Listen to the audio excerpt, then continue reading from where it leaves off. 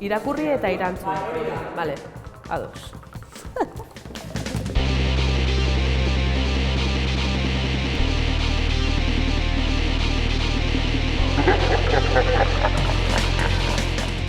Jendea zergatik harritzen da zurekin gehien, euskalduna hijitu ala feminista zarelako. Nik uste dut dena naizelako. Ez? Zeren agian ere bai, leku batzuetan oso feministak direnak, hor dago emakume hijitu bat eta gainera euskaraz hitz egiten, ez? Nik uste dut el combo dela.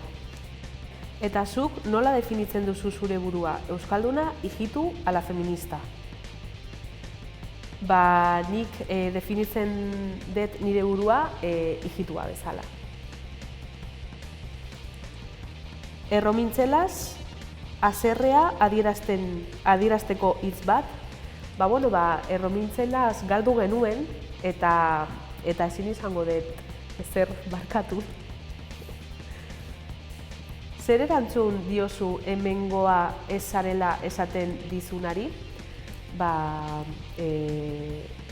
Hori ez dela egia, ez diot gezurra esaten, ez? Osea, nik hemengoa naizela eta oso hemengoa gainera, zeren nik orain dela 3 urte daramatzat hemen eta zuk noiztik zaude hemen.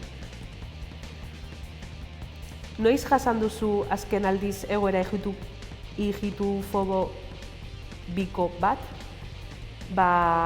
Abenduan, Gabonetako erosketak egiten, nire amari esan zioten 3 aldiz beraien poltsiko zeukana ateratzeko. Eta nire ama inoiz ez du ezer eraman ez, eta gainera bera justifikatzen ni naizela ez daki zer, eta nik ama ez justifikatu. Guazen erreklamazio bat jartzera eta listo.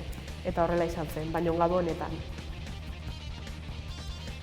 Hijitu herriari buruzko datu interesgarri bat, hijitu herria